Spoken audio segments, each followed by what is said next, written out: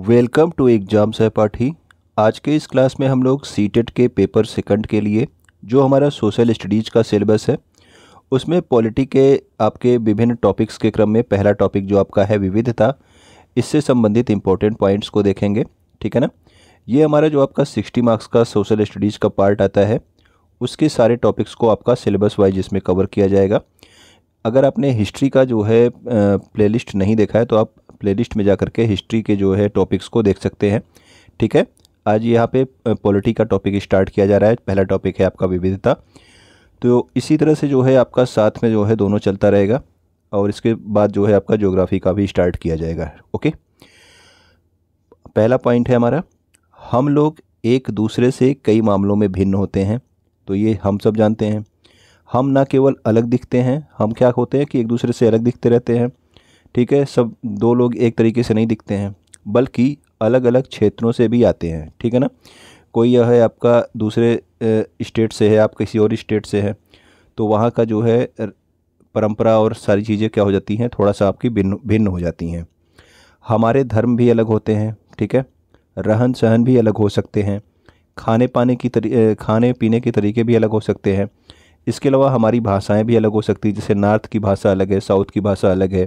ठीक है। North east की भाषा अलग है। इस तरह से हम लोग क्या होते हैं कि अलग अलग त्यौहार मनाते हैं। ठीक है ना। तो उत्तर प्रदेश में अलग त्यौहार होता है और अलग स्टेट्स में अलग अलग त्यौहार होते हैं। तो ये सभी जो भिन्नताएं हैं, इनके कारण ही भारत में क्या है, तो इनके कारण ही भारत में आपकी विविधता होती है। ठीक है। तो विविधता में जो है क्या होती हैं, जो आपकी भाषाई विविधता होती है, यानी कि अगर दो लोग अलग अलग भाषाएं बोल रहे हैं तो उसे जो है विविधता कहा जाएगा। उनकी संस्कृतियों में विविधता है, अलग अलग संस्कृतियों को वो लोग फॉलो करते हैं। ठीक है। तो उसे भी विविधता कहा जाएगा। लोगों के रहने का तरीका अलग है, खाने पीने का तरीका अलग है, तो इसको भी जो है एक विविधता के रूप में देखा जाएगा। इसके अलावा जो है लोगों के पहनावे भी जो है अलग होते हैं। जैसे आप लोग साउथ में देखते होंगे, वो लोग जो है लुंगी जो है पहनते हैं ज़्यादा। ठीक है ना। तो इस तरह से जो है अलग अलग स्टेट्स में जो है अलग अलग वेशभूषा भी होती है। तो ये भी हमारी विविधता को ही दर्शाता है। ओके। लोगों में जो आपकी भिन्नता होती है इन सब चीज़ों में, भाषाई विविधता, सांस्कृतिक विविधता, रहन सहन और वेशभूषा, इसको ही जो है विविधता कहा जाता है। तो यहाँ पे देखिए विविध समाज क्या होता है। तो विविध समाज उस समाज को कहते हैं जिसमें भाषा, संस्कृति और धर्म में विभिन्नताएं और समानताएं पाई जाती हों। ठीक है। विभिन्नता के साथ साथ उसमें समानता भी अगर पाई जा रही है लोगों की भाषा में, संस्कृति में और धर्म में, तो उसे हम लोग विविध समाज कहते हैं। भारत क्या है, एक बहुलतावादी समाज है। इसमें भाषा, संस्कृति, धर्म, रीति रिवाज, खान पान और क्षेत्र, यानी कि कोई एक क्षेत्र में रह रहा है, कोई दूसरी जगह पर रह रहा है, इससे संबंधित अनेक विविधताएं होने के कारण उसमें असमानता नहीं है। ये आप ध्यान रखना। ठीक है। विविध समाज क्या होता है, जिसमें आपका भाषा, संस्कृति, धर्म में विभिन्नताओं के साथ साथ क्या होती हैं, समानताएं पाई जाती हैं, तो वो से आप विविध समाज कहोगे। ठीक है। असमानता की बात नहीं होनी चाहिए इसमें। सभी का अपना अपना स्थान और महत्व है। तो यानी कि हर एक भाषा का अपना महत्व है। आप भोजपुरी बोलते हैं, कोई कन्नड़ बोलता है, तो भोजपुरी का अलग महत्व है, आपका कन्नड़ का अलग महत्व है, मलयालम का अलग महत्व है। बिहार की संस्कृति अलग है। ठीक है। और आपके जो है साउथ की संस्कृति अलग है। ठीक। आप हिंदू धर्म से हो, कोई मुस्लिम धर्म से होगा, तो ये धर्म का भी जो है अपना अपना अलग महत्व है, अपना अलग स्थान है। सबके रीति रिवाज भी अलग है। ठीक है। खान पान, सबके खान पान का जो है एक महत्व है। और जो क्षेत्रीय विविधता आपके बिहार में पाई जाती है, वो क्षेत्रीय विविधता आपके केरल में नहीं पाई जाएगी। मतलब अगर पाई भी जाएगी तो उससे अलावा भी वहाँ पे और भी चीज़ें पाई जाती हैं, तो उसका अलग महत्व है। आपके बिहार का, पश्चिम बंगाल का अलग महत्व है। ओके। तो ये देखिए, ये सारे आपके विविधता थे। अब देखिए क्या विविधता का रूप नहीं है। ठीक है। विविधता का रूप क्या नहीं है, तो ये इससे आप विविधता को और जो है असमानता को अलग कर सकते हैं। जैसे कोई अमीर है, कोई गरीब है। ठीक है ना। कोई आपका अमीर है, कोई गरीब है, तो उससे विविधता नहीं कही जाएगी। उसको कहा जाएगा कि ये जो है आपका असमानता या फिर गैर बराबरी का रूप है। जैसे आप जाति पाति करते हो, कोई ऊंची जाति का है, कोई नीची जाति का है, तो इससे विविधता नहीं आती है। इससे भी जो है आपका असमानता की वजह से ये जाति पाति होता है। किसी को शिक्षा मिल पा रही है, किसी को शिक्षा नहीं मिल पा रही है, तो इसे भी विविधता में नहीं गिना जाएगा। ठीक है, ये भी आपका असमानता होगा। कोई काला और गोरा के वजह से आप भेदभाव कर रहे हो तो ये भी आपकी असमानता है। तो ये आपको ध्यान रखना है। अमीरी गरीबी जो है इससे विविधता नहीं आती, जाति पात से विविधता नहीं आती, शिक्षा अशिक्षा या फिर काले गोरे करने से जो है यानी कि रंग भेद करने से भी विविधता नहीं आती है। ठीक है, ये सब विविधता का रूप नहीं है। ये सब क्या है, तो ये सब आपका असमानता और गैर बराबरी है। ठीक है ना। विविधता है आपकी, जैसे आप अलग भाषाएं बोलते हैं, अलग संस्कृति फॉलो करते हैं। ठीक है, ठीक है, आपका धर्म अलग है तो आप में जो है विभिन्नताएं हैं, तो इसको आप विविधता कह सकते हो। ठीक है, आपके रीति रिवाज अलग है, खान पान अलग है, आप अलग अलग क्षेत्रों से आते हो, तो ये आपका जो है विविधता है। लेकिन अगर आप अमीर हो, कोई गरीब है, तो ये आपकी विविधता नहीं है, ये आपके असमानता है। जाति पाति, शिक्षा या शिक्षा की वजह से या फिर काले गोरे, ये सब आपका असमानता है। ठीक है, तो विविधता और असमानता में अंतर आपके एग्ज़ाम में पूछा जाता है, तो इस तरह से चीज़ें आप ध्यान रखेंगे। अब देखिए गैर बराबरी, यहाँ पे वर्ड यूज किया गया है, तो गैर बराबरी का क्या मतलब होता है। तो गैर बराबरी का मतलब है कुछ लोगों के पास ना अवसर है ना ही ज़मीन। ठीक है, उनको अवसर भी नहीं मिलते हैं, ना ही उनके पास ज़मीन है कि वो खेती कर सकें, या फिर उनके पास पैसे भी नहीं है, या फिर कोई संसाधन भी नहीं है जो कि अन्य लोगों के पास हैं। तो इसको क्या बोला जाएगा, तो इसको आपका गैर बराबरी कहा जाएगा। और इसी की वजह से आपका गरीबी अमीरी जो है ये पैदा होती है। ठीक है ना, तो इसी को गैर बराबरी कहेंगे। किसी के पास अवसर है, किसी के पास नहीं है, किसी के पास ज़मीन है, किसी के पास नहीं है, किसी के पास संसाधन है, पैसे हैं, किसी के पास नहीं है। तो ठीक है, तो इसका मतलब आपका गैर बराबरी, बराबरी नहीं है, वहाँ पे असमानता है। जाति व्यवस्था असमानता का एक और उदाहरण है। ठीक है, तो आपके गरीबी देखा आपने, अब देखिए जाति व्यवस्था जो है, जो आप जाति पाति करते थे, ठीक, तो वो भी आपका असमानता का उदाहरण है। इस व्यवस्था में समाज को अलग अलग समूहों में बांटा गया है। तो जाति व्यवस्था क्या होती है, इसमें क्या होता है कि जो समाज होता है वो आपके अलग अलग समूहों में बटा होता है। ठीक है, आपकी ऊंची जाति, मध्यम जाति, नीची जाति, इस तरह की अलग अलग जातियां जो है बना दी गई हैं। इस बंटवारे का आधार था कि लोग किस तरह का काम करते हैं। ठीक है, पहले जो आपका आधार था कि जो ऐसा काम करता था उस तरह का जो है ये आधार था। लेकिन फिर बाद में क्या हुआ कि जो जिस जाति में पैदा हुआ फिर वो उसे बदल नहीं सकता था। ठीक है ना, तो ये आपका बाद में होने लगा। पहले आपका जो जैसा काम करता था उसके आधार पे था, बाद में जो जिस जाति में पैदा होने लगा वही उसकी जाति हो गई। अब देखिए यहाँ पे भारत के बारे में देखिए, भारत आपका विविधताओं का देश है। ठीक है, भारत में आपकी विविधता है, हर एक स्टेट में आपकी विविधता है, भाषा में विविधता है, रहन सहन में विविधता है। ठीक है ना, तो इस तरह की विविधताएं भारत में आपने देखी होंगी। अलग अलग राज्यों में अलग अलग तरीके की विविधताएं पाई जाती हैं। हम विभिन्न भाषाएं बोलते हैं। ठीक है, कन्नड़ हो गया, मलयालम हो गया, तेलुगु हो गया, तमिल हो गया, हिंदी हो गया, भोजपुरी हो गया, आपके बंगाली हो गई, नॉर्थ ईस्ट में आपकी दूसरी भाषाएं होती हैं। तो ये आपकी विभिन्न भाषाएं होती हैं। तो आपको भाषा के आधार पे बताया गया था ना कि अगर आप अलग अलग भाषाएं बोलते हैं तो आप विविधता जो है उसको कहा जाएगा। विभिन्न प्रकार का खाना खाते हैं। देखिए साउथ का खाना अलग, नॉर्थ ईस्ट का खाना अलग, पश्चिम बंगाल में आपका अलग, इस तरह से कुछ अलग आपके विभिन्न तरीके के जो है खान पान में भी अंतर होता है, तो इसे भी विविधता कहा जाएगा। अलग अलग त्यौहार मनाते हैं। ठीक, नॉर्थ ईस्ट के अलग त्यौहार है। ठीक है, और आपका कभी कभी एक ही त्यौहार को अलग अलग नामों से अलग अलग समय पे मनाया जाता है, तो ये भी आपका विविधता है। विभिन्न धर्मों का पालन करते हैं। तो देखिए संसार में 8 मुख्य धर्म हैं, यहाँ केवल 8 नहीं धर्म है, ये मुख्य धर्म की बात हो रही है कि 8 ऐसे मुख्य धर्म हैं। लेकिन भारत ऐसा देश है जिसमें 8 धर्म के अनुयायी रहते हैं। अनुयायी का मतलब क्या होता है, जो किसी धर्म को फॉलो करते हैं उसको अनुयायी कहते हैं हिंदी में। तो भारत में 8 धर्म को मानने वाले रहते हैं। ठीक है ना, 8 आपके मुख्य धर्म हैं। और भारत में 1600 से ज़्यादा भाषाएं बोली जाती हैं जो कि लोगों की मातृभाषाएं हैं। ठीक है ना, भोजपुरी में ही जो है आपके बिहार में ही आपका मगही, मैथिली, इस तरह से अलग अलग करके भाषाएं हैं। ठीक है ना, तो ये सारी जो है आपकी बोलियां हैं, मातृभाषाएं हैं लोगों की। 1600 से ज़्यादा भाषाएं हैं यहाँ पे बोली जाने वाली। यहाँ 200 से ज़्यादा तरह के नृत्य किए जाते हैं। आपने देखा होगा कि जब आप स्टैटिक जीके पढ़ते हो तो आप अलग अलग स्टेट के अलग अलग नृत्य पढ़ते हो कि किस जगह पे कौन सा नृत्य किया जाता है। ठीक है ना, तो 200 से भी ज़्यादा नृत्य हैं आपके भारत में। जवाहरलाल नेहरू का ये आपका बहुत बार पूछा गया है आपसे, तो आप ये याद रखना कि विविधता में एकता लिखा रहेगा या फिर अनेकता में एकता। ये विचार किसके द्वारा दिया गया था, तो ये जवाहरलाल नेहरू के द्वारा दिया गया था। ठीक है ना। तो जवाहरलाल नेहरू ने अपनी किताब भारत की खोज, इनकी एक पुस्तक थी डिस्कवरी ऑफ इंडिया नाम से, ठीक है। किसकी पुस्तक थी ये? जवाहरलाल नेहरू की। इसमें लिखा कि भारतीय एकता कोई बाहर से थोपी हुई चीज़ नहीं है, बल्कि यह बहुत ही गहरी है, जिसके अंदर अलग अलग तरह के विश्वास और प्रथाओं को स्वीकार करने की भावना है, ठीक है ना। यह उन्होंने किस में लिखी? अपनी पुस्तक में डिस्कवरी ऑफ इंडिया में लिखा है। किसने? जवाहरलाल नेहरू ने। इसके अलावा जवाहरलाल नेहरू ने भारत की विविधता का वर्णन करते हुए विविधता में एकता या फिर अनेकता में एकता, इसका विचार हमें दिया, ठीक है। तो ये क्वेश्चन आपके कई बार पूछा गया है कि विविधता में एकता का विचार किसने दिया है? तो वो दिया है जवाहरलाल नेहरू ने। किसी भी क्षेत्र के सांस्कृतिक जीवन का उसके इतिहास और भूगोल से प्रायः गहरा रिश्ता होता है, ठीक है। तो कोई भी जो है आपका क्षेत्र है, उसके सांस्कृतिक जीवन का इतिहास और भूगोल से क्या होता है? गहरा रिश्ता होता है। अब कैसे इसको समझेंगे? तो इसको समझने के लिए हम यहाँ पे भारत के दो भाग, एक तो लद्दाख और दूसरा केरल का उदाहरण लेते हैं, और इसके जो है उदाहरण के ज़रिए से समझने की कोशिश करते हैं कि किसी क्षेत्र की विविधता पर उसके ऐतिहासिक और भौगोलिक कारकों का क्या असर पड़ता है, ठीक है।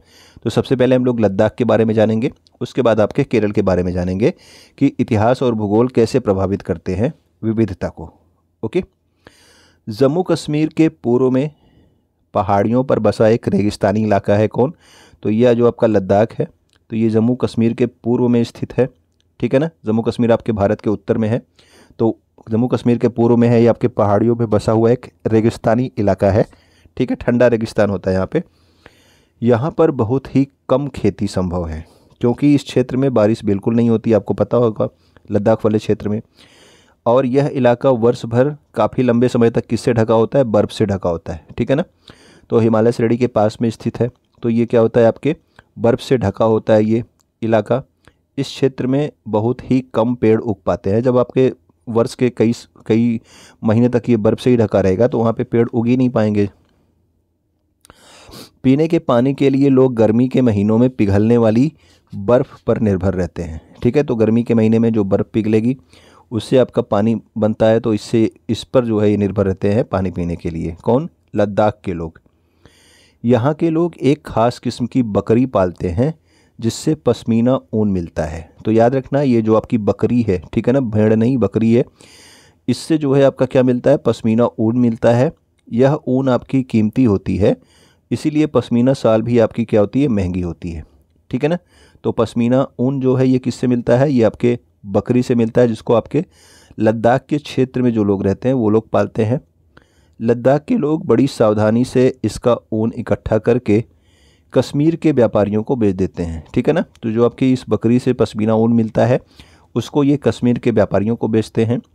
और मुख्यतः कश्मीर में ही पश्मीना सालें बुनी जाती है। तो जो आपकी पश्मीना साल होती है, ठीक है, ओढ़ने के काम आती है, शॉल की बात की जा रही है, पश्मीना साल कहते हैं, तो वो आपके कश्मीर में ही बुनी जाती हैं, ठीक है ना। यहाँ के लोग दूध से बने पदार्थ जैसे मक्खन, चीज़ क्या होता है? तो चीज़ जो है एक खास तरह का क्या होता है? छेना होता है, ठीक है, और मांस खाते हैं। कौन? आपके लद्दाख के लोगों की बात की जा रही है।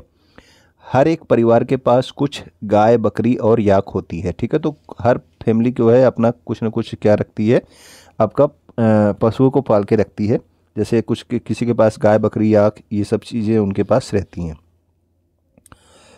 लद्दाख व्यापार के लिए एक अच्छा रास्ता माना गया, क्योंकि यहाँ कई घाटियाँ हैं, ठीक है।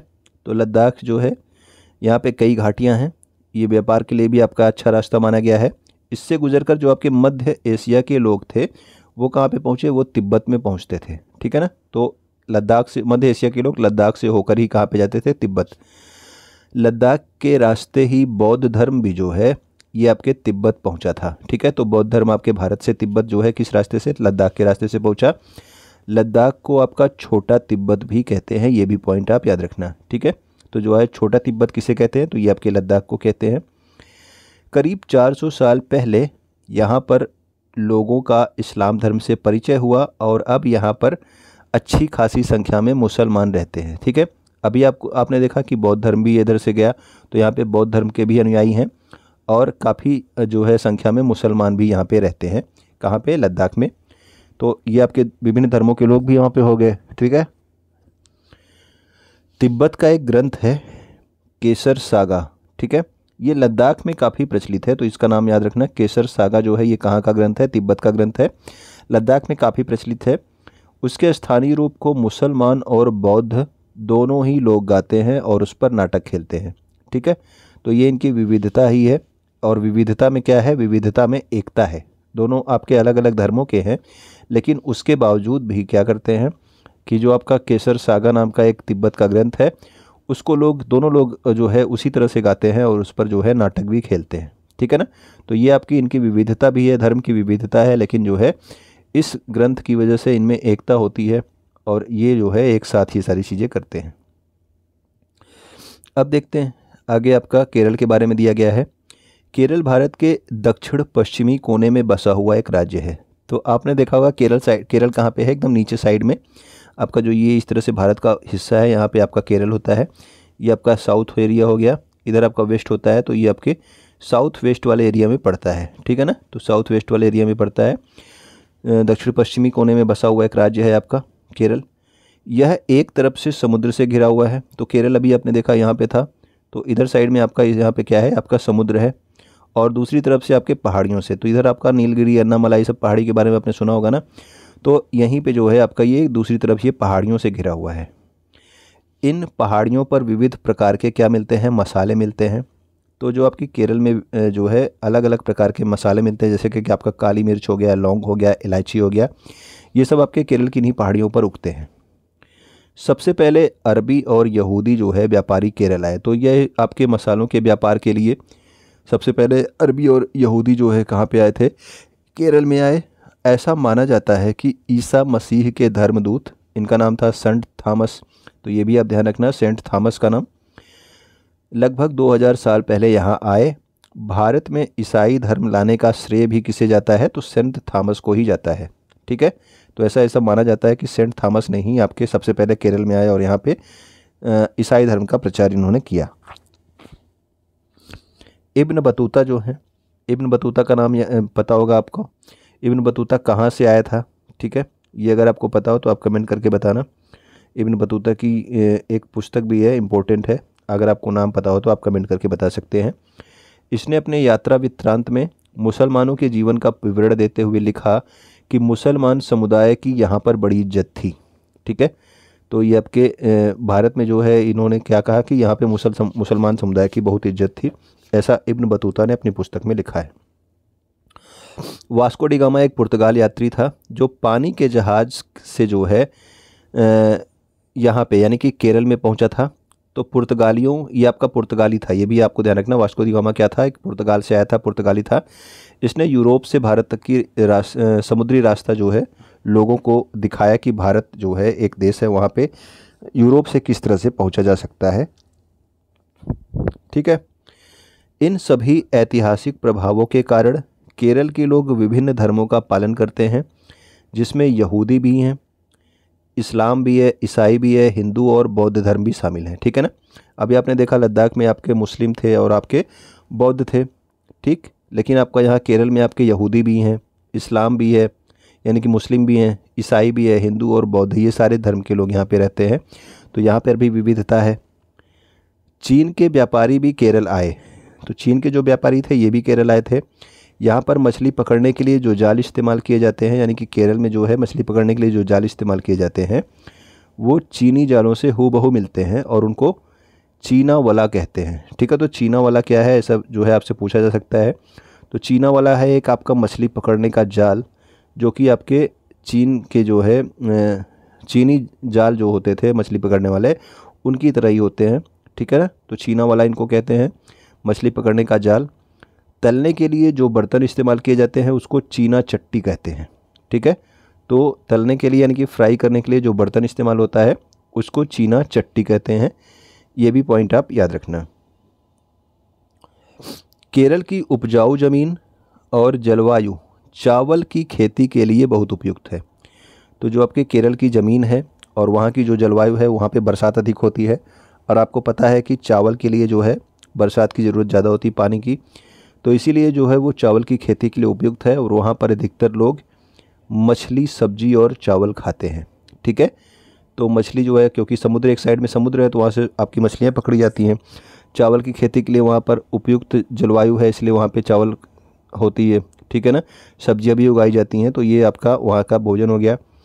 जहाँ केरल के लोग, अब देखिए अब यहाँ पे अंतर इनका स्पष्ट किया गया है, तो इसको आप ध्यान से देखें। अभी आपने दोनों पढ़ा, केरल और लद्दाख दोनों पढ़ा। जहाँ केरल और लद्दाख की भौगोलिक स्थितियाँ एक दूसरे से बिल्कुल अलग हैं।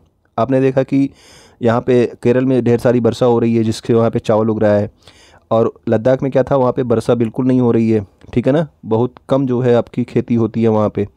तो इस तरह की स्थितियाँ बिल्कुल अलग हैं। वहीं हम ये भी देखते हैं कि दोनों क्षेत्र में इतिहास में एक ही प्रकार का सांस्कृतिक प्रभाव है। ठीक है, तो उधर भी आपके मध्य एशिया के लोग आए और वहाँ पे जो है मुस्लिम सभ्यता बढ़ी, बौद्ध, वहाँ पे बौद्ध जो है धर्म का प्रचार हुआ, और यहाँ पे भी जो है यहूदी और जो है आपके अरबी आए। यहाँ पे भी मुस्लिम थे और आपके यहूदी भी थे, इस्लाम क्या बोलते हैं, ईसाई भी थे। ठीक है, हिंदू भी हैं, बौद्ध धर्म भी है, यहाँ पे सब कुछ सारे लोग हैं। दोनों ही क्षेत्रों को चीन और अरब से आने वाले व्यापारियों ने प्रभावित किया। तो यहाँ पे भी जो है केरल में, यहाँ पे भी चीना, अभी आपने देखा चीना वाला जो आपके जाल था वो भी यहाँ पे प्रचलित है। ठीक है, चीना चट्टी जो आपके फ्राई करने के लिए बर्तन था वो भी था। और आपका लद्दाख जो है वो आपके तिब्बत से सटा हुआ है, तो उधर से भी चीनी यात्री यहाँ पे आए होंगे। ओके, तो यहाँ पे भी ये इन जो व्यापारी आए थे उन्होंने भी इसको प्रभावित किया दोनों ही क्षेत्रों में। जहाँ केरल की भौगोलिक स्थिति ने मसालों की खेती संभव बनाई, वहाँ पे बरसात ज़्यादा होती है, वहाँ पे पहाड़ियाँ हैं। ठीक है, तो वहाँ पे क्या हो गया, वहाँ पे मसालों की खेती होती है। कहाँ पे, केरल में। लद्दाख में क्या था, विशेष भौगोलिक स्थिति के कारण ऊन के व्यापारियों ने अपनी ओर खींचा। ठीक है, ऊन के व्यापारियों को अपनी ओर खींचा, किसने, लद्दाख ने, क्योंकि वहाँ पे एक विशेष प्रकार की जो है, वहाँ पे ठंडी ज़्यादा पड़ती है, तो वहाँ पे जो आपके बकरी होती है उनके बाल जो है उससे क्या बनते हैं, उससे बनते हैं विशेष प्रकार के ऊन। ठीक है, उनसे निकलते हैं विशेष प्रकार के ऊन और उससे बनते हैं पश्मीना शॉल। ठीक है, तो वहाँ पे जो है इस तरह की चीज़ें अच्छी हुई, वहाँ पे जो है ऊन व्यापारी गए और यहाँ पे केरल में मसाले की खेती संभव हुई। तो इस तरह से जो है अलग अलग चीज़ें हो रही हैं। तो आपकी भौगोलिक स्थिति ने भी इनको क्या किया, प्रभावित किया है। ठीक है, इनकी विविधता को। इस तरह से पता चलता है कि किसी भी क्षेत्र के सांस्कृतिक जीवन का उसके इतिहास और भूगोल से प्रायः गहरा रिश्ता होता है।